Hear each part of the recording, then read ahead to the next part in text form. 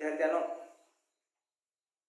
आतापर्यंत आपण व्यापार शक्ती म्हणजे काय आणि व्यापार शक्तीचे कोणकोणते प्रकार आहेत याचा अभ्यास केला. आज आपल्याला विचार करायचा आहे तो समतोल व्यापार शक्ती म्हणजे काय, व्यापार शक्ती निर्धारित करणारे घटक कोणते आहेत आणि व्यापार शक्तीच्या बाबतच्या मर्यादा काय आहेत. आता समतोल व्यापार शक्तीच्या बाबतीत आपल्याला असं दिसून येईल की अर्थशास्त्रज्ञ प्राध्यापक J.S. मिल यांनी अन्योन्य मागणी सिद्धांत जो आहे तो मागणी सिद्धांत मांडलेला आहे आणि त्यांच्या मते व्यापार शक्ती या दोन वस्तूंच्या एकूण पुरवठा आणि एकूण मागणी जी आहे यावरून किंवा यांच्या गुणोत्तरावरून त्या ठरत असलेल्या आपल्याला दिसतात.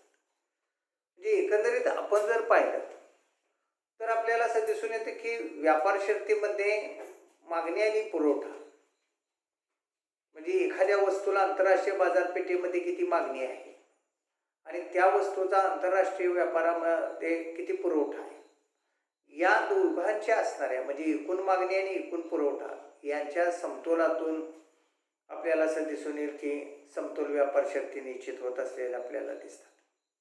कारण प्रत्येक देशाचं असणाऱ्या निर्यातीचं मूल्य हे त्या देशाच्या आयातीच्या मूल्यासारखं असतं, म्हणजे एकसारखं असतं आणि त्यामुळं प्रत्येक देश जेवढी निर्यात करत असतो त्या प्रमाणात आयातही करत असतो आणि त्यामुळं दोन देशातील असणाऱ्या वस्तूंचा जो एकूण पुरवठा आहे, एकूण मागणी आहे, याच्यावरून व्यापार शक्ती या समतोलित होत असलेल्या प्राध्यापक J.S. मिल यांनी मांडलेला हा सिद्धांत आहे.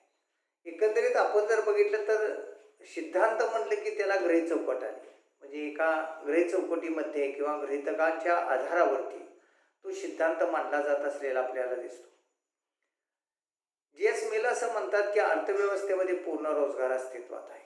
आता पूर्ण रोजगार याचा अर्थ असा की जे अर्थव्यवस्थेमध्ये उपलब्ध उत्पादन घटक आहेत ते सर्व उत्पादन घटक पूर्ण कार्यक्षमतेनं अर्थव्यवस्थेमध्ये कार्यरत आहेत.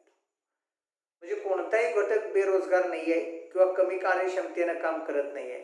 त्यामुळं प्रत्येक उत्पादन घटक जो अर्थव्यवस्थेमध्ये उपलब्ध आहे तो पूर्ण कार्यक्षमतेनं कार्यरत असलेला आपल्याला दिसतो. दुसरा भाग असा की अर्थव्यवस्था जी आहे ती मुक्त अर्थव्यवस्था आहे, म्हणजे कोणत्याही प्रकारचा सरकारी हस्तक्षेप नाही आहे, सरकारी निर्बंध नाही आहेत. त्यामुळं कोटा वगैरे पद्धती असेल किंवा जकाती वगैरे असेल अशा काही गोष्टी त्याच्यावरती लादल्या जात नाही. त्यामुळं फ्री ट्रेड आपल्याला असं दिसून येईल की मुक्त व्यापार किंवा मुक्त इकॉनॉमी अशा प्रकारची अवस्था असलेली आपल्याला दिसते. म्हणजे मुक्त अर्थव्यवस्था ही अस्तित्वात असते.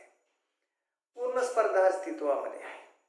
आता पूर्ण स्पर्धा म्हणजे जेवढी मागणी आहे तेवढा पुरवठाही उपलब्ध आहे, कारण असंख्य ग्राहक आणि असंख्य विक्रेते हे सगळ्यात महत्त्वाचं पूर्ण स्पर्धेमध्ये वैशिष्ट्य आहे आणि ती वस्तू जी आहे ती एकजिनसी आहे. त्यामुळं अशा प्रकारची पूर्ण स्पर्धा ही अर्थव्यवस्थेमध्ये अस्तित्वात असलेली आपल्याला दिसते आणि त्यामुळं कुठेही मागणीपेक्षा पुरवठा कमी पडत नाही आहे किंवा आपल्याला असं दिसून येईल की जेवढा पुरवठा अर्थव्यवस्थेमध्ये आहे त्या सगळ्या घटकांना मागणी आहे. म्हणजे मागणी आणि पुरवठा यांचं समसमान प्रमाण असलेलं आपल्याला दिसतं आणि त्यामुळं वस्तूची किंमत जी आहे ती एकच निश्चित होत असलेली आपल्याला दिसून येते. त्याचबरोबर दुसरा शेवटचं गृहीतक असं म्हटलेलं आहे की उत्पादन घटक जे आहेत ते पूर्ण गतिशील असलेले आपल्याला दिसतात. गतिशील याचा अर्थ असा की एका ठिकाणावरून दुसऱ्या ठिकाणी स्थलांतरित होत असलेले आपल्याला दिसतात. म्हणजे ज्या ठिकाणी उत्पादन घटक कमी पडतात तिथं सहजपणे स्थलांतरण होऊन ते उत्पादन घटक उपलब्ध होत असलेले आपल्याला दिसतात. म्हणजे पूर्ण आपल्याला असं दिसून येईल की दोन्ही उत्पादन घटक असतील किंवा अर्थव्यवस्थेमधले जे उत्पादनासाठी लागणारे सर्व प्रकारचे घटक असतील हे सगळे घटक आपल्याला प्रकर्षानं असं दिसेल की ते पूर्ण गतिशील आहेत आणि त्यामुळं सहज त्यांची उपलब्धता होत असलेली आपल्याला दिसते. अशी 4 गृहीतकं मांडलेली आपल्याला दिसतात. एक पूर्ण रोजगार आहे, मुक्त अर्थव्यवस्था आहे, पूर्ण स्पर्धा आहे आणि उत्पादन घटक हे पूर्ण गतिशील असलेले आपल्याला दिसतात. आणि म्हणून मग JS मिल असं म्हणतात की दोन देश जे आहेत, समजा आपल्या भारतासारखा देश साखरेची आपल्याला असं दिसून येईल की निर्यात करतो आहे. ब्राझील सारखा देश आपण असं म्हणू की कॉफीची निर्यात करतो आहे. आणि त्यामुळं साहजिकच आपल्याला असं दिसून येईल की आपली जेवढी साखरेची निर्यात आहे तेवढी आपली कॉफीची आयात ही आहे.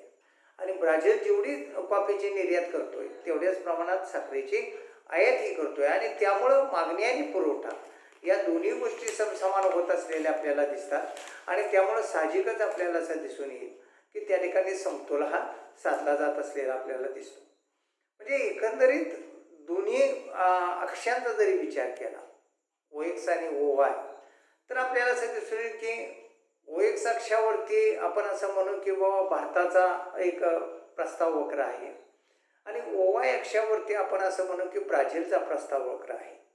आणि या दोघांची ज्या ठिकाणी मागणी आणि पुरवठा समसमान होतो त्या ठिकाणी आपल्याला असं दिसून येतं की व्यापार शक्ती निश्चित होत असलेल्या आपल्याला दिसतात. भारत साखरेची निर्यात करतो, ब्राझील साखरेची आयात करतो, कॉफीची निर्यात करतो आणि भारत कॉफीची आयात करतो.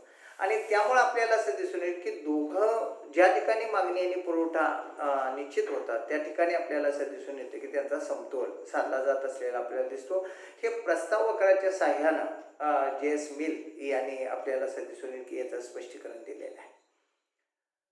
व्यापार शर्ती याच्यावरती परिणाम करणारे घटक किंवा व्यापार शर्ती निश्चित करणारे घटक, निर्धारित करणारे घटक याचाही आपल्याला विचार करायचा आहे की कोणत्या घटकामुळे व्यापार शर्ती अनुकूल आहेत की प्रतिकूल आहेत असं आपल्याला दिसतं किंवा जाणवतं. आणि त्यामुळं ह्या अनुकूल प्रतिकूलतेवरती परिणाम करणारे जे घटक आहेत तेच व्यापार शर्ती निर्धारण करणारे घटक असलेले आपल्याला दिसतात. एक म्हणजे वस्तूची स्पर्धात्मकता. म्हणजे एकंदरीत आपल्याला असं दिसून येईल की जी काय वस्तू आपण निर्यात होणार आहे किंवा निर्यात करणार आहे ती वस्तू इतर देशातून निर्यात होणाऱ्या वस्तूंशी किती स्पर्धात्मक राहते आहे याच्यावरती व्यापार शर्ती अवलंबून असतात. म्हणजे एकंदरीत आपण जर बघितलं तर एखाद्या देशाची जर आंतरराष्ट्रीय बाजारपेठेमध्ये मक्तेदारी असेल तर साहजिकच अशा देशांना व्यापार शर्ती अनुकूल असतात. म्हणजे एकंदरीत आपण जर बघितलं क्युबासारखा देश साखरेची निर्यात करतो, पिठापासून साखर उत्पादन करतो. ब्राझील सारखा देश कॉफीची निर्यात करतो. डेन्मार्क सारखा देश दूध आणि दुधापासूनचे असणाऱ्या चीजवस्तूंची निर्यात करतो. म्हणजे एकंदरीत आपण जर बघितलं किंवा अमेरिकेसारखा देश अत्याधुनिक असणाऱ्या तंत्रज्ञानाची निर्यात करतात. त्यामुळं साहजिकच आपल्याला असं दिसेल की या देशांची मक्तेदारी तयार झालेली त्या उत्पादनाच्या बाबतीत दिसते. आणि अशी जर मक्तेदारी असेल तर त्या देशांना व्यापार शर्ती अनुकूल ठरतात. पण या उलट जर आपल्याला असं दिसून येईल की जर दुसरे देश त्याच्या प्रकारच्या वस्तू उत्पादित करत असतील तर मात्र तीव्र स्पर्धेला तोंड द्यावं लागतं. आणि त्यामुळं अशा वेळी स्पर्धेला तोंड देत असताना मग वस्तूचा दर्जा असेल, किंमत असेल, याच्यावरती बरंचसं आंतरराष्ट्रीय व्यापार अवलंबून असतो. आणि तो दर्जा आणि कमी किंमत जर टिकवली नाही तर मात्र आपल्याला व्यापार शर्ती प्रतिकूल ठरत असलेले आपल्याला दिसतात. त्याचबरोबर वस्तूच्या मागणी आणि पुरवठ्याची लवचिकता काय आहे याच्यावरती सुद्धा व्यापार शर्ती अवलंबून असलेले आपल्याला दिसतात. एकंदरीत आपण जर बघितलं तर एखाद्या देशाच्या असणाऱ्या आयातीच्या तुलनेत निर्यातीसाठी परदेशातील मागणी जर अधिक लवचिक असेल, अधिक लोक जर चांगल्या प्रकारे मागणी करत असतील तर त्या देशाला व्यापार शर्ती अनुकूल ठरतात. म्हणजे आयातीपेक्षा सुद्धा निर्यात वस्तूला जर मागणी आपल्याला असं दिसून येईल की अधिक लवचिक असेल तर साहजिकच आपल्याला असं दिसून येईल की त्या देशाला व्यापार शर्ती ह्या अनुकूल ठरत असलेल्या आपल्याला दिसतात. त्याचबरोबर आपल्याला असं दिसून येईल की जर आयातीची मागणी जर अलौकिक असेल, आता आपल्याला कसं तंत्रज्ञान लागतं, यंत्रसामुग्री लागते, या बाबतीत आपली मागणी अलौकिक आहे. आणि अलौकिक असल्यामुळे व्यापार शर्ती आपल्याला प्रतिकूल ठरतात. म्हणजे एकंदरीत आपण जर बघितलं तर कारण हे अनेक ठराविक देशांच्याकडेच आहे. आणि त्यामुळं अशा प्रकारची यंत्रसामुग्री, अशा प्रकारचं तंत्रज्ञान निर्यात करणारे अतिशय थोडके देश आहेत. आणि त्यामुळे त्यांच्याकडून आपल्याला घेतल्याशिवाय पर्याय नसतो. त्यामुळं आपली आयातीची जी मागणी आहे ती अलौकिक असल्यामुळे त्या वस्तूच्या बाबतीत, तंत्रज्ञानाच्या बाबतीत असेल, यंत्रसामुग्रीच्या बाबत असेल तर आपल्याला असं दिसून येईल की आपल्याला त्या व्यापार शर्ती काय होतात, प्रतिकूल ठरत असलेल्या आपल्याला दिसतात. व्यापार धोरण कशा प्रकारचं आहे, म्हणजे एकंदरीत आपण जर बघितलं तर आंतरराष्ट्रीय व्यापार विषयीचं असणारं धोरण जे आहे ते व्यापार शर्ती निर्धारित करत असलेलं आपल्याला दिसतं. एखाद्या देशानं जकातीचं धोरण किंवा आयात कोटा निश्चित केला तर त्याला व्यापार शर्ती अनुकूल होते. कारण आधी आपल्या देशाला प्रेफरन्स देत असलेले आपल्याला दिसतात. त्यामुळं साहजिकच आपण जर बघितलं तर इथल्या जे असणारं धोरण जे असतं ते पहिलं आपल्या देशातील असणाऱ्या वस्तूला प्रेफरेबल असतं आणि त्यामुळं आंतरराष्ट्रीय बाजारातून येणाऱ्या वस्तूवरती जर मोठ्या प्रमाणात जकात लादली जात असेल किंवा त्याचा कोटा निश्चित केला जात असेल, त्या कोट्याच्या पलीकडे जर वस्तूच आयात केली जात नसेल तर साहजिकच आपल्याला असं दिसून येतं की अशा देशांना अशा प्रकारच्या धोरणामुळं फायदा होत असतो. त्यामुळे व्यापार शर्ती या अनुकूल राहत असलेल्या आपल्याला दिसतात. पण दुसऱ्या देशानं प्रतिसाद म्हणून जर कोटा आणि जकात कर धोरण स्वीकारलं तर मात्र व्यापार शर्ती अनुकूल होणार नाहीत. म्हणजे जशाच तसं आपण म्हणतो. समजा चायनानं तशा पद्धतीचं धोरण स्वीकारलं आणि चायनाशी इतर देशांनी जर तशाच प्रकारचं जर धोरण स्वीकारलं तर चायनाचाही तोटा त्याच्यामध्ये होऊ शकतो. कारण इतर देशांच्या मध्ये वस्तू चायनाला विकताना जकाती भरावे लागतील, त्याचबरोबर तेवढाच कोटा त्या देशाकडून आयात केला जाईल आणि त्याच्यापेक्षा जास्त वस्तू केल्या जाणार नाहीत. म्हणजे एकंदरीत आपल्याला असं दिसून येईल की अशा प्रकारच्या व्यापार धोरणामुळं जकाती किंवा कोटा सारख्या असणाऱ्या व्यापार धोरणामुळं आपल्याला एक दिसून येईल की व्यापार शर्ती अनुकूल किंवा प्रतिकूल ठरत असतात. जर आपल्या दृष्टिकोनातून जर फायदेशीर जकाती असतील आणि आपलं जर कोटा धोरण असेल तर अनुकूल ठरतील. पण दुसऱ्या देशांना टिट फॉर टॅटचा जर नियम वापरला तर मात्र आपल्याला त्या प्रतिकूल ठरू शकतात. आर्थिक विकासाचा स्तर कशा स्वरूपाचा आहे त्याच्यावरती सुद्धा व्यापार शर्ती आपल्याला असं दिसून येतं की अनुकूल प्रतिकूल ठरत असतात. मग आपण बघितलं तर जगाची विभागणी जी आहे ती 3 कॅटेगरीमध्ये झालेली आपल्याला दिसते. एक म्हणजे विकसित देश आहेत, म्हणजे ज्यांचा परिपूर्ण विकास झालेला आहे अशा प्रकारचे देश. दुसरं म्हणजे विकसनशील देश आहेत की जे भारत आहे, बांगलादेश आहे, पाकिस्तान आहे, अशा प्रकारचे देश की जे विकासाच्या प्रगतीपथावरती आहे परंतु अजूनही परिपूर्ण विकास झालेला नाही. आणि तिसरे म्हणजे आपल्याला असं दिसून येईल की अविकसित देश. आणि हे अविकसित देश असतात, अप्रगत असतात, ते मागासलेले असलेले आपल्याला दिसतात. त्यामुळे व्यापार शर्ती जी आहेत त्या प्रगतशील देशाला फायदेशीर ठरतात. त्या मानानं आपल्याला असं दिसून येईल की विकसनशील देश असतील किंवा आपल्याला असं दिसेल की अप्रगत देश असतील त्यांना मात्र त्या प्रतिकूल ठरतात. कारण आपण एक पारंपरिकच वस्तूंची विक्री करत असतो किंवा निर्यात करत असतो आणि हे प्रगतशील देश मात्र अत्याधुनिक असणाऱ्या तंत्रज्ञानाच्या आधारावरती आधारित अशा प्रकारची उत्पादनं करत असतात, त्याची निर्यात करत असतात. त्याची गरज ही विकसनशील किंवा अप्रगत या दोन्ही देशांना मोठ्या स्वरूपात असते आणि त्यामुळं साहजिकच आपण जर बघितलं तर आपल्याला असं दिसून येईल की त्याचे फायदे हे विकसित देशांना होतात आणि विकसनशील आणि अप्रगत देशांना मात्र त्याचे तोटे होतात. विनिमय दर कशा प्रकारचा आहे? आता विनिमय दर म्हणजे 2 देशातील असणाऱ्या चलनाच्या मागणीवरती अवलंबून असणारा हा दर असतो. म्हणजे एकंदरीत एखाद्या देशाचा असणारा आपल्याला असं दिसून येईल की चलनाचं मूल्य जर इतर देशांच्या चलनाच्या मूल्यात जर वाढलं तर त्यांना व्यापार शर्ती अनुकूल होतात. म्हणजे भारतीय रुपयाच्या असणाऱ्या तुलनेत डॉलरचा दर जर वाढत गेला तर अमेरिकेला त्याचा फायदा जास्त होतो. अमेरिकेच्या दृष्टीनं व्यापार शर्ती अनुकूल ठरतात, भारताच्या दृष्टीनं मात्र प्रतिकूल ठरतात. कारण भारताच्या चलनाचं मूल्य हे घटत जात असलेलं आपल्याला दिसतं.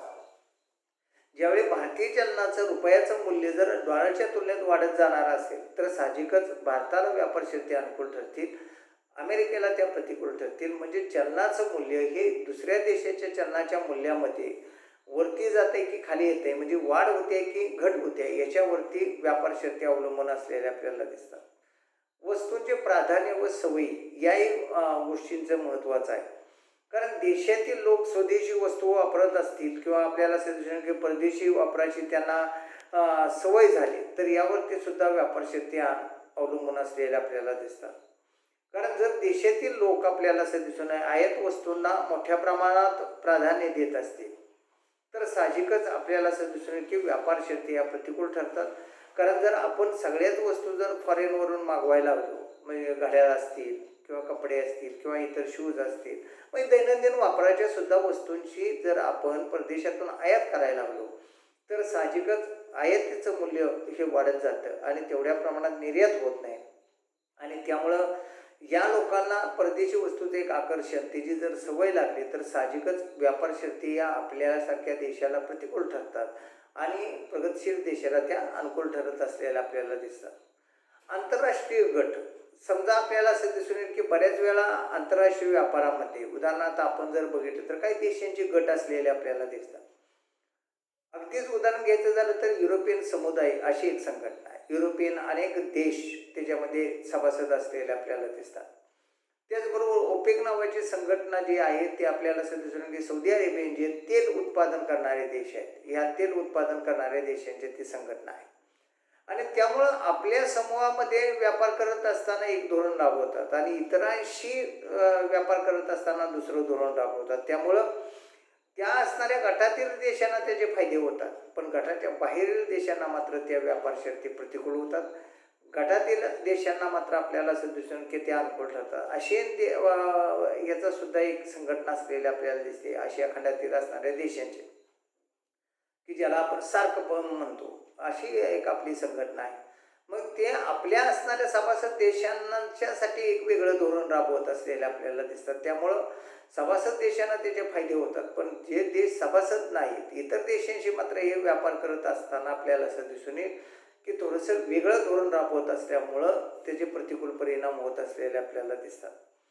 त्याचबरोबर वस्तूच्या उत्पादनाचा तौलनिक खर्च जर कमी येत असेल, आता उदाहरणार्थ आपण जर बघितलं तर आपल्याला असं दिसून येतं की सौदी अरेबियन देश, या सौदी अरेबियन देशामध्ये काय आहे तर च्या खाणी आहेत मोठ्या स्वरूपात आणि साहजिकच तिथं तेल उत्पादन करणं हे सहज शक्य आणि आपल्याला असं दिसून की कमी खर्चाचं आहे. कारण दोन प्रकारे त्याचे फायदे होतात. एक तर खनिज तेल मिळतंच, त्याचबरोबर आपल्याला असं दिसून येईल की त्यांना नैसर्गिक वायूसुद्धा त्या ह्याच्यातून मिळत असतात. त्यामुळं त्यांना फार मोठे फायदे त्याचे होत असतात. पण तेच भारतासारख्या देशामध्ये आपल्याला असं दिसून की तेल खाणीच नाही आहेत. आपल्याकडे फक्त एक बॉम्बे आयला आहे, बाकी कुठंच भारतात तेल उत्पादन किंवा नैसर्गिक वायू उत्पादन होत नाही. म्हणजे ONGC फक्त आपल्याला असं दिसून येईल की बॉम्बे आयला आहे. म्हणजे एकंदरीत आपण जर बघितलं तर अशा स्वरूपाचा असणारा तौलनिक खर्च जर एखाद्या वस्तूच्या उत्पादनाच्या बाबतीत नैसर्गिकरित्या असेल किंवा टेक्नॉलॉजीच्या आधारावरती असेल, जर कमी खर्च येत असेल तर त्या देशांना व्यापार शर्ती अनुकूल ठरतात. आणि ज्या देशामध्ये अशा प्रकारचं तंत्रज्ञान नसतं किंवा अशा प्रकारची नैसर्गिक अनुकूलता नसते त्या देशांना मात्र व्यापार शर्ती या प्रतिकूल ठरत असलेल्या आपल्याला दिसतात. कालबाह्य तंत्रज्ञान असलेलं आपल्याला दिसतं. म्हणजे एकंदरीत आपण जर जुना परंपरागत तंत्रज्ञानाच्या सहाय्यानं जर उत्पादन करत असू तर आपल्याला असं दिसून येईल की व्यापार शर्ती या प्रतिकूल ठरतात. आणि आधुनिक आपल्याला असं दिसून येईल की प्रगतशील तंत्रज्ञानाचा वापर करून जर उत्पादन केली जात असतील तर ते साहजिकच आकर्षक असतात, दर्जेदार असतात आणि त्यामुळे साहजिकच त्यांना अनुकूल व्यापार शर्ती ठरत असलेल्या आपल्याला दिसतात. आणि शेवटचा आणि महत्त्वाचा मुद्दा म्हणजे लोकसंख्या.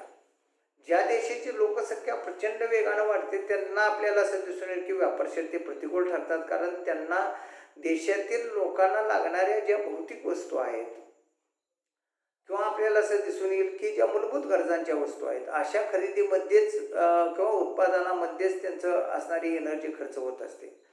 काही वेळा अशा वस्तूंची सुद्धा त्यांना आयातच करावी लागते. त्यामुळं या असणाऱ्या बाबतीत तुम्ही जर बघितलं तर ज्या देशाची लोकसंख्या वाढती आहे त्या देशांना व्यापार शर्ती प्रतिकूल ठरतात आणि ज्या देशाची लोकसंख्या कमी आहे अशा देशांना मात्र ते फायदेशीर ठरतात. आता आपल्यापेक्षा आपली लोकसंख्या जर बघितलं तर 1,30 कोटी आहे आणि अमेरिकेची लोकसंख्या जर बघितली तर 30 कोटी आहे.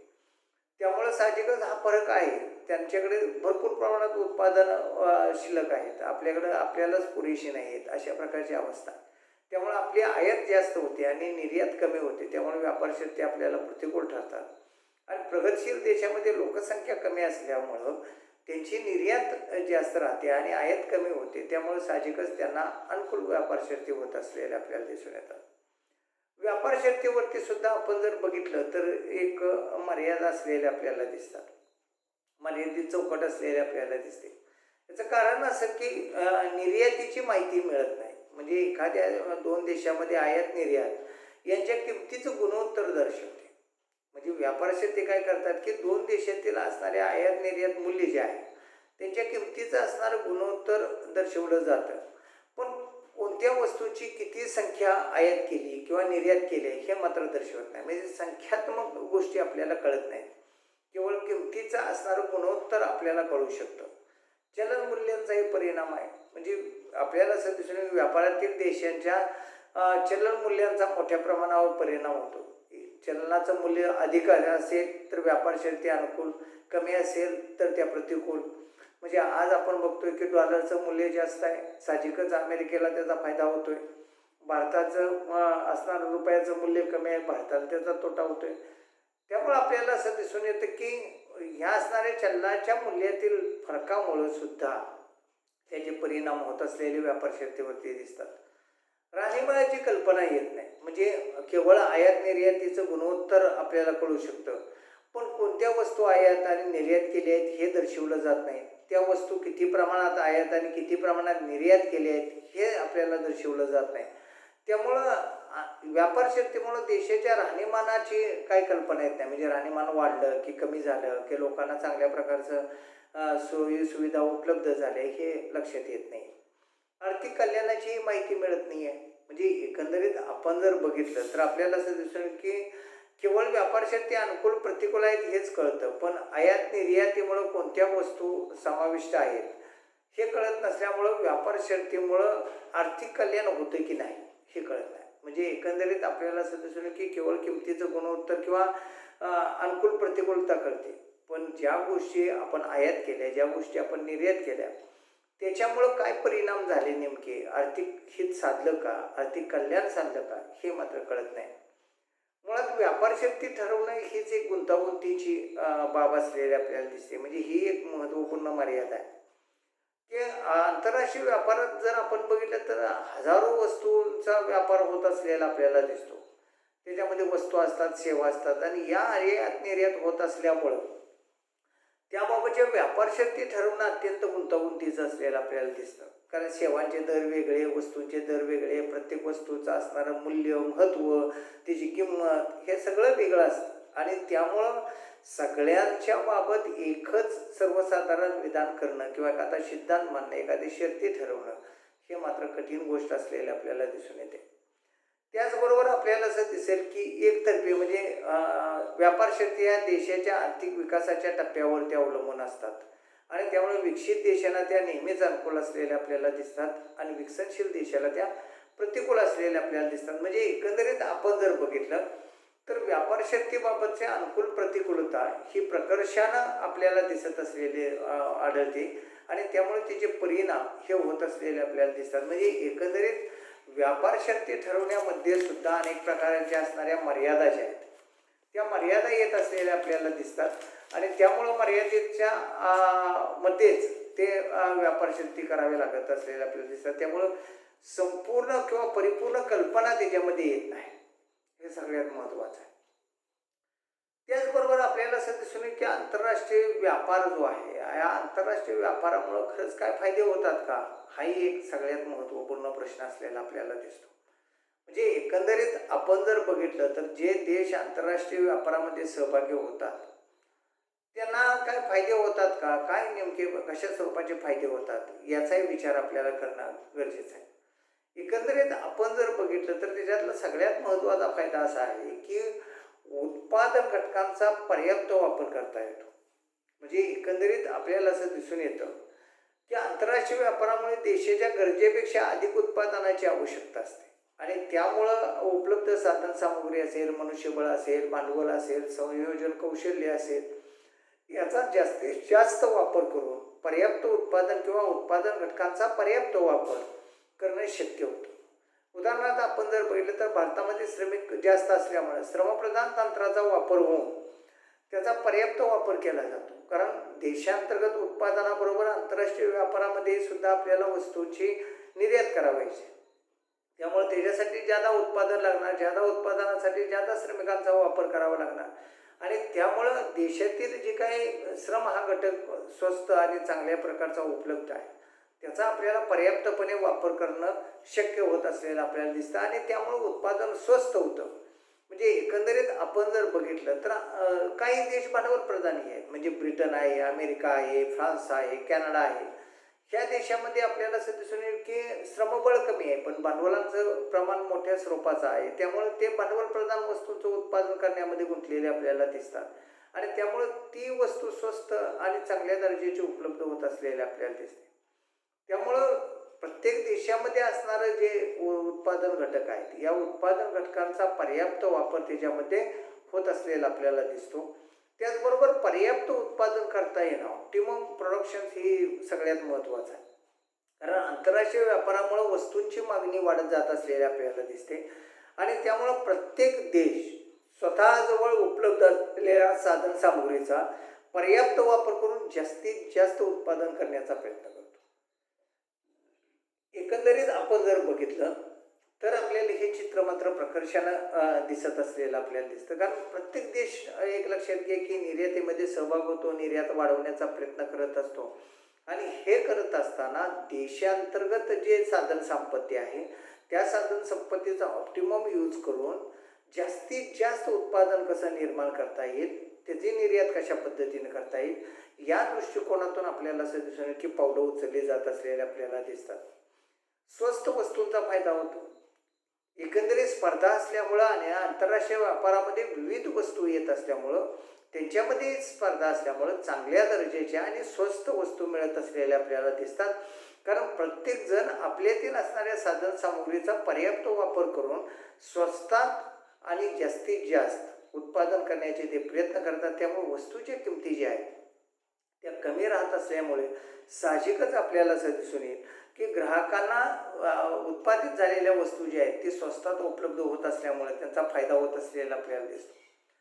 विविध वस्तूंची उपलब्धता होत असलेली आपल्याला दिसते. बऱ्याच वेळा आपल्या देशात काय वस्तू आपण उत्पादन करू शकत नाही, परदेशामध्ये होत असलेल्या आपल्याला दिसतात. आता डेल सारखा लॅपटॉप आपण जर बघितलं तरी आपल्याला HP सारखा आपल्याला असं दिसून येईल की लॅपटॉप कंपन्या बघा, तुम्ही लिओनो बघा, म्हणजे एकंदरीत ह्या सगळ्या परदेशी कंपन्या आहेत, पण आज आपल्या इथं प्रत्येक ठिकाणी उपलब्ध असलेले आपल्याला दिसतात. याचं कारण असं आहे की आंतरराष्ट्रीय बाजारपेठेमुळं किंवा आंतरराष्ट्रीय व्यापारामुळं विविध वस्तूंची उपलब्धता. एक उदाहरण तुम्हाला दिलं की विविध वस्तूंची उपलब्धता सहजपणे कोणत्याही देशामध्ये कोणत्याही बाजारपेठेमध्ये होऊ शकते आणि त्याचे फायदे जे आहेत ते फायदे आपल्याला असं दिसून येईल की त्या देशाला, त्या असणाऱ्या देशातील नागरिकांना, ग्राहकांना, सगळ्यांना होत असलेले आपल्याला दिसतात. उत्पादन घटकांचं समसमान वाटप होत असलेलं आपल्याला दिसतं. म्हणजे एखाद्या देशामध्ये भौगोलिक रचनेमुळे नैसर्गिक साधनसामुग्रीची आपल्याला उपलब्धता ही भिन्न भिन्न असलेली आपल्याला दिसते आणि त्यामुळे उत्पादन खर्चही भिन्न येतो.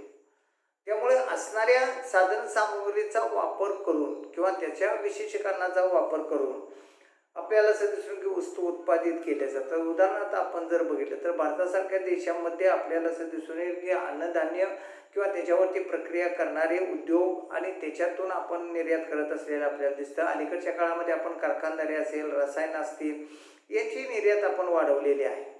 आता बऱ्याच वेळा आपल्याला असं दिसून येईल की तशा प्रकारची अनुकूलता आपल्या देशात असल्यामुळे आपल्याला शक्य आहे. आता सौदी अरेबियन राष्ट्र तुम्ही जर बघितलं तर अन्नधान्याची वगैरे कुठल्याही निर्यात करत नाहीत, पण तेलाची निर्यात करतात. अमेरिकेसारखे देश आपण जर बघितलं तर यंत्रसामुग्री, तंत्रज्ञानाची निर्यात करतात.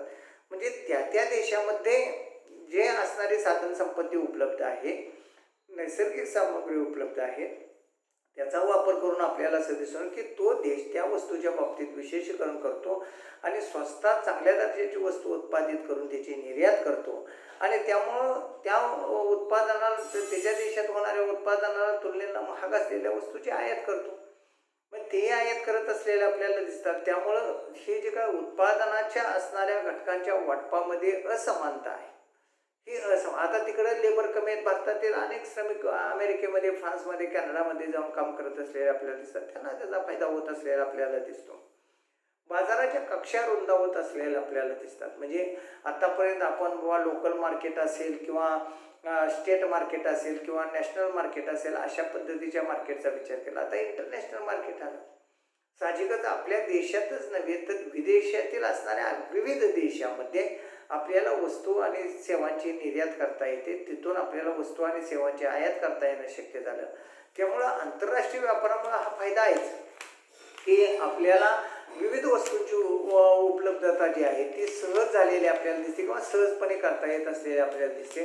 त्यामुळं ग्राहकांना सुद्धा वस्तू सहजपणे उपलब्ध होत असलेल्या आपल्याला दिसतात.